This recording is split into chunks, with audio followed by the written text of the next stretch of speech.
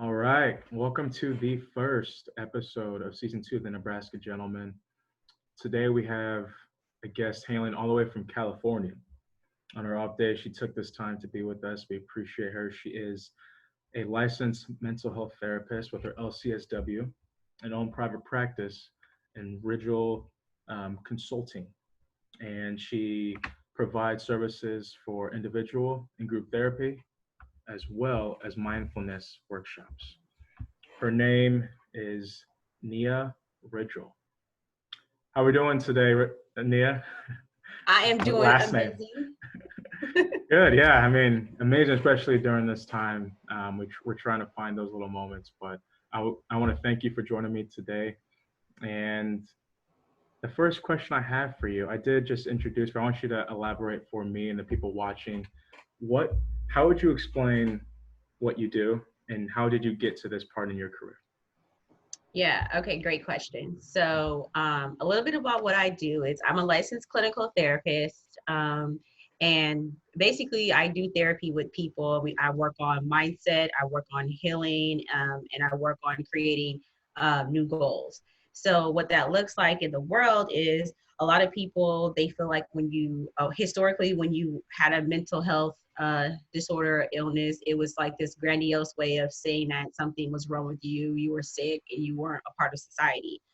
In 2020, it's a different form of care, right? Because we're really focusing on mental wellness, which is the preventative aspect of mental health.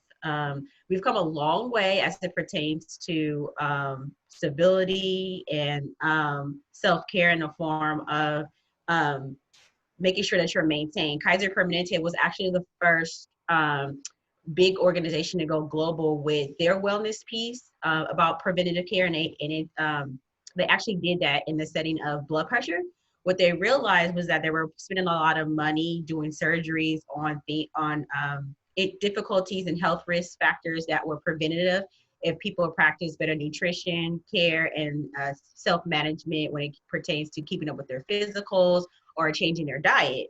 So I'm pretty sure you see it a lot around. If you're familiar with the Kaiser Permanente brand, their brand is Thrive now. And what that was originated from was really practicing preventative care before you start to have a severe physical illness and need surgery. So we see like mental health going in the same way. I am all for that proactive stance about being proactive rather reactive when it comes to mental health. So what I do in my practice is sometimes people come because a big life impact has happened in their life and they need the support to navigate that, and I support them in that. Some people come as a maintenance, right? They're really trying to keep up with their mental wellness. It's the equivalent of going to a gym, and we meet every week or every other week, and we talk about sustainability and productivity. What can they do to tackle some obstacles or setbacks? Stress management is a really big thing that even the state of California with the ACE scores that just came back, saying that stress was a really, really, really big risk factor for prolonged mental illness or physical illness. What are you going to call it?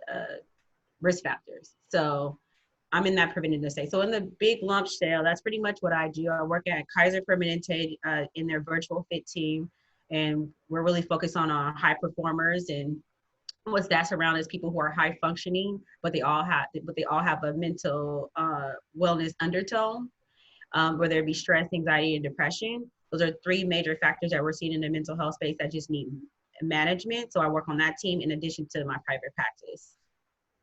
Yeah, it sounds like you're doing a lot right now, Nia. And Yeah.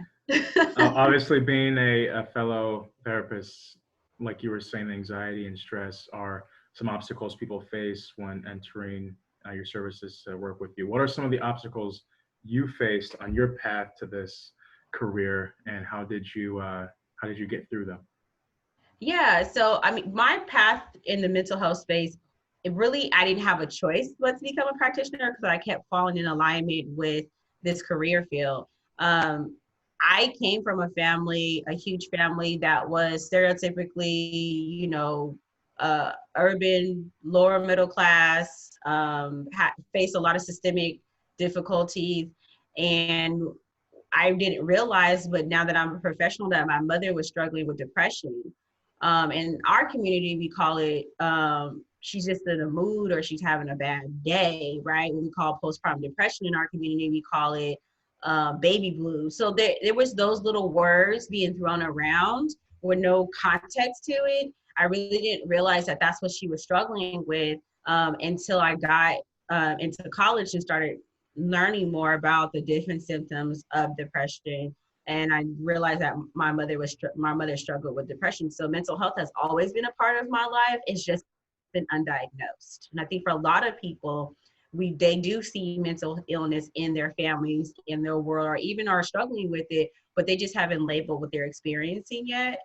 So a little bit about how I exactly got into it. I've been in the helping field in some form of capacity, whether it be in the hospital setting or in the mental health space.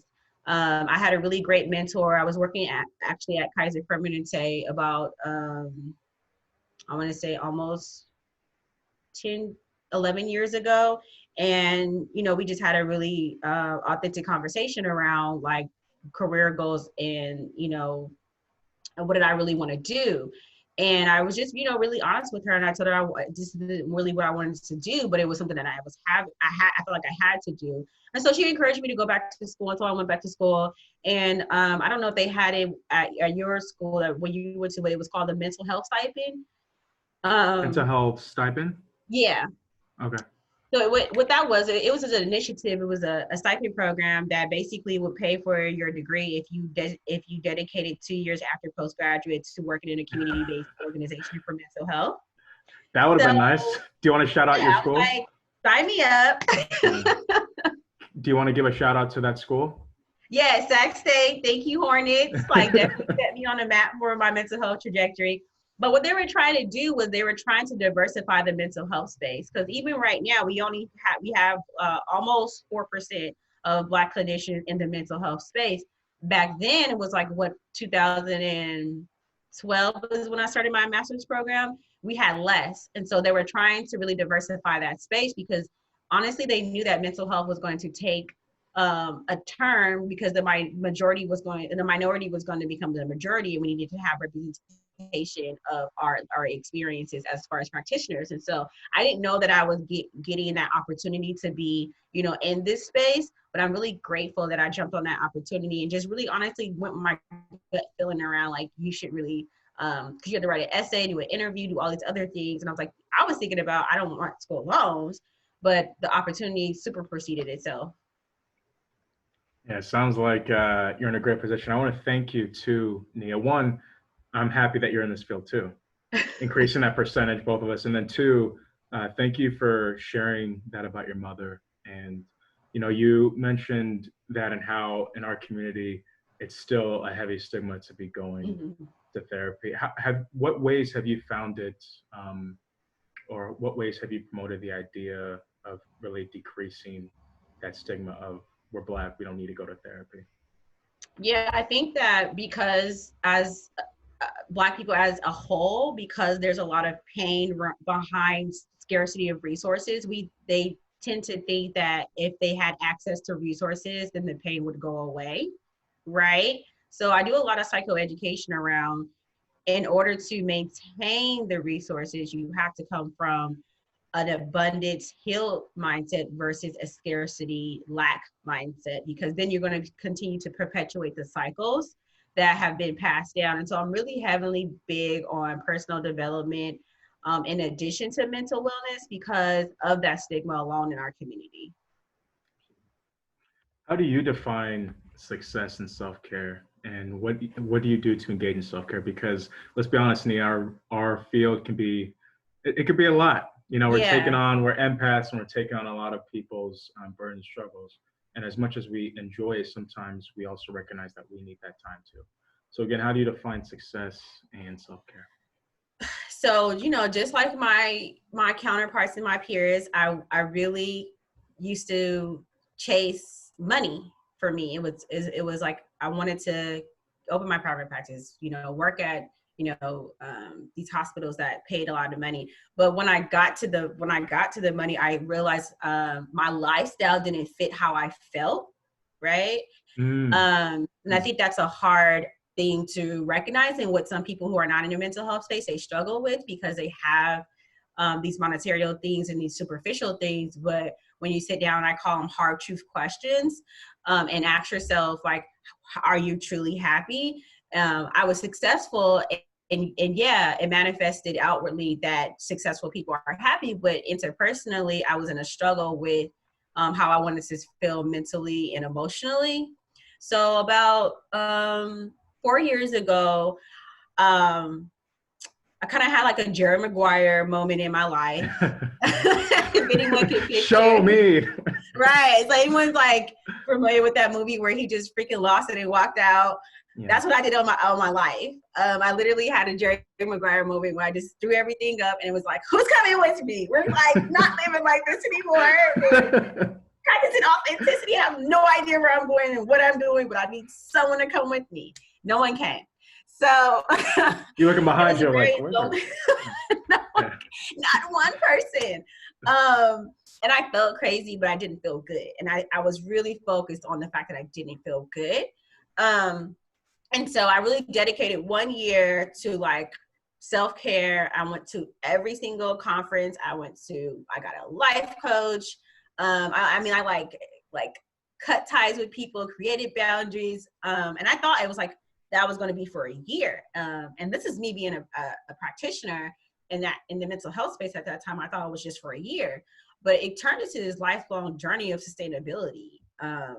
And it really allowed me to stay, because once you get into that space, I feel like, of authenticity, and you're really in alignment with your true morals and core values. Once I was able to really identify it, it really set not only my career path, but my personal path and my purpose on a trajectory to where now I'm able to, I feel like in this space, I'm coming full circle. And you mentioned we are empaths, and it's really difficult to stay level-headed, and especially when there's so much heaviness in the world. So in this season of COVID, I was faced with the opportunity and the challenge, right, to become bigger than COVID mentally, right? Because I'm leading people through their trauma and their pain while also experiencing mine. Re-experiencing it too. Yeah, which it honestly, I felt the first 2 weeks. I had another Jerry Maguire moment, but then I was able to, but it didn't last a year. There you go. There's the but. There's the but. Yeah, growth. Exactly. I had a moment, and that's what I've been doing as far as self-care. I allow myself to have moments, right? I think it's important for us to acknowledge sometimes when we're not okay. Well, not sometimes, all the time we're not okay, but also put a time limit on it, right? Because sometimes we can self-soothe ourselves so much, we make excuses for why we can't be healthy and why we can't show up. So just as a preventative thing for myself, I allow myself not more than 72 hours to like wallow, even sometimes be angry, or even feel like sometimes in this space I felt moments of hatred.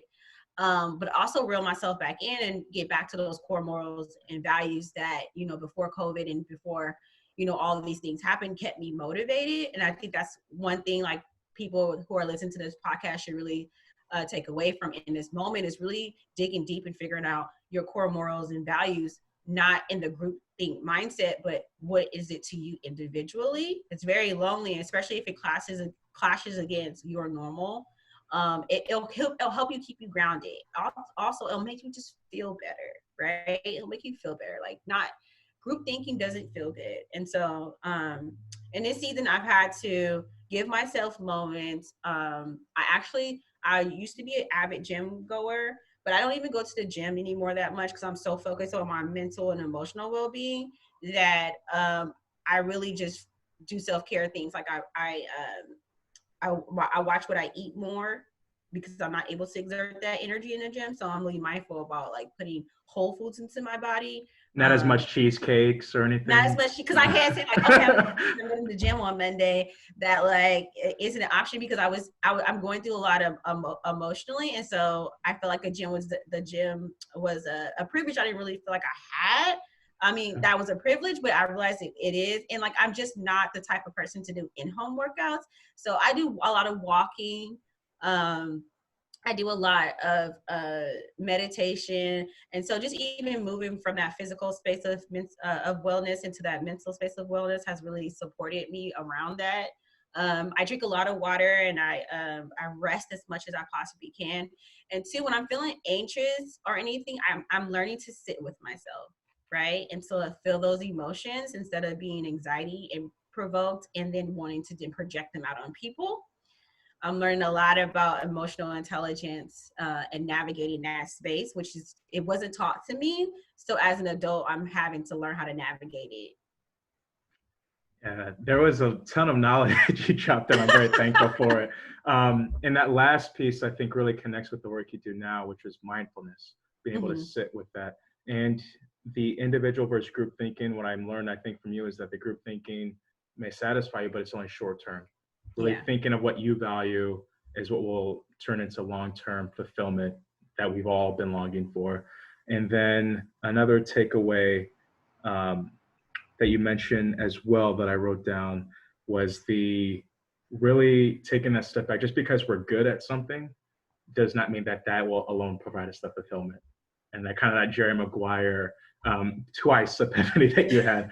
And so I appreciate you sharing that year of self-care and just really finding yourself in the tips you have for all of us to engage in self-care, especially during this time.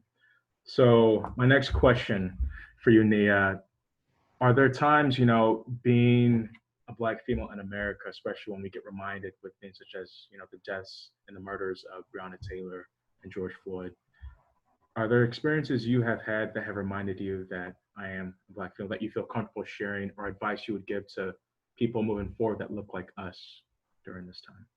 Yeah. So, I mean, of course, I think that just, being a Black person, not just a woman in America, is definitely a handicap, right? But it's not even, we don't even get, I think with the word privilege keeps getting thrown around, and like, does that look like?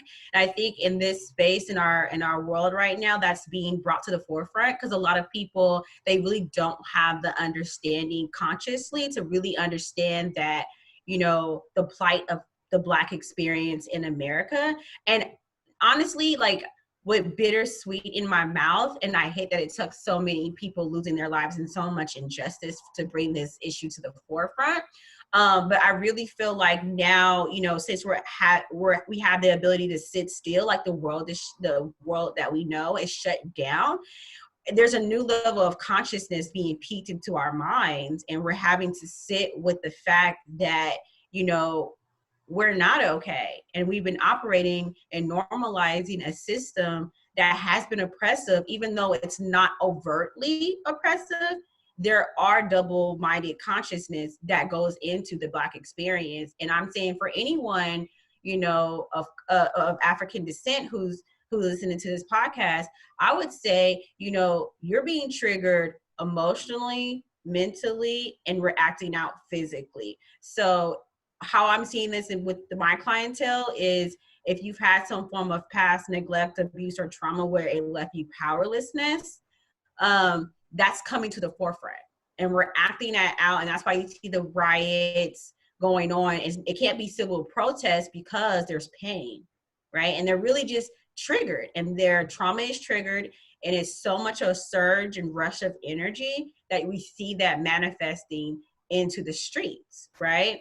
I wrote a post on my Facebook around, I've been in the mental health space in a community capacity for they told me I only had to do it for 2 years. I ended up doing it for 4. But I've seen the other side of just the systemic racism to the point where it can kill you, right? They bleed people so much of their resources.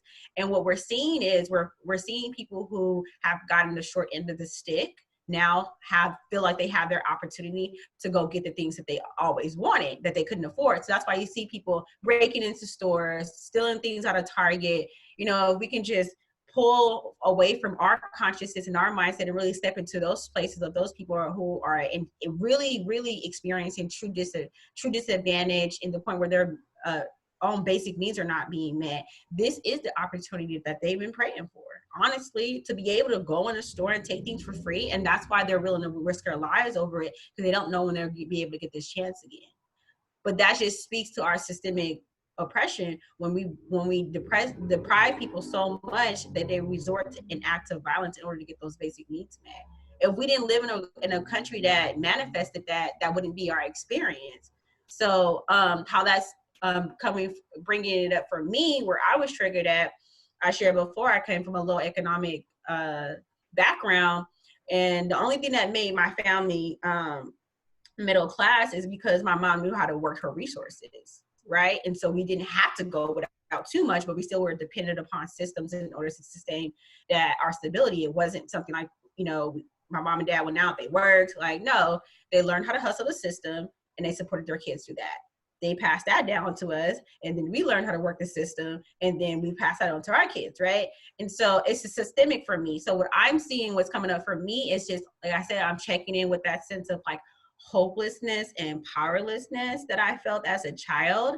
I shared on another interview I did that I remember being in 4th grade, and I'll never forget my teacher name. Her name was Mrs. Payne. She was this Black woman. She was a Delta at the time, and I didn't know what a Delta was because I didn't ever. But now that I know, and I am a Delta, now that I know how Deltas are, she was she was an epitome of a Delta. And I remember her teaching us about civil rights. And I was just like that sassy Black girl that just knew everything but didn't know anything. And she would like really challenge my views.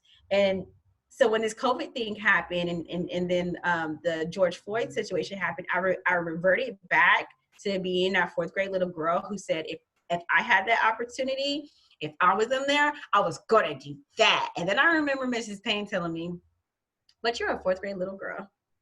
You don't know how it felt, right? So I'm back in that space, right? Where I feel like I have an opportunity, right? And I have the privilege to be in this space of the other side, is what I like to call it, of navigating spaces that typically we weren't invited or even involved in.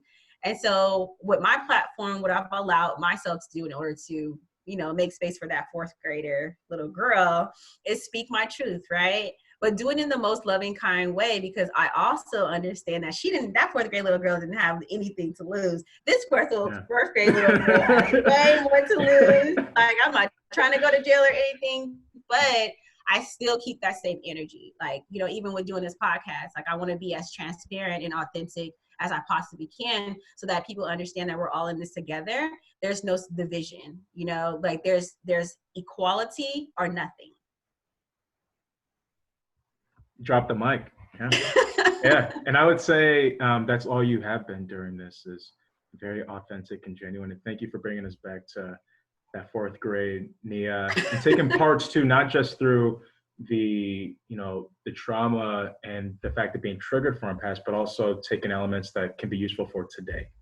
So is there anything else, you hinted at this a couple of questions ago, but is there anything else you would like our white friends, colleagues, and just people in America to really not just take away from this, but to be more aware of moving forward? We are seeing people do the work, whether it's on social media. I'm not on it yet, but by the time this is released, I will be.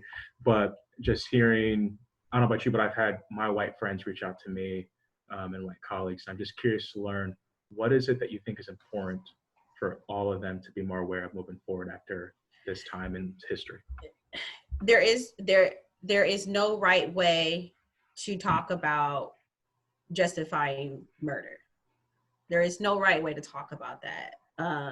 And I think that, you know, privilege is rooted in the fact that you don't have to face reality when it's in your face. I feel for also, you know, our non-Black community that is feeling the wrath of this new consciousness. I don't think a lot of people intentionally did discriminatory acts or had biased ways. It's a learned behavior that's passed down and normalized generationally. But I also want to, you know, have a call to action to just, like I said, have those keep it real, authentic, you know, hard truth conversations with yourself, not performance-based, not putting it out there because you feel a moral obligation or we call it white guilt. Just do it because you want to just be a good person, right? And we don't know, karma is real, and you don't know how you doing one good gesture will affect someone else. Don't post about Martin Luther King. Don't do it. I see another post. At least once a day. At least once a day.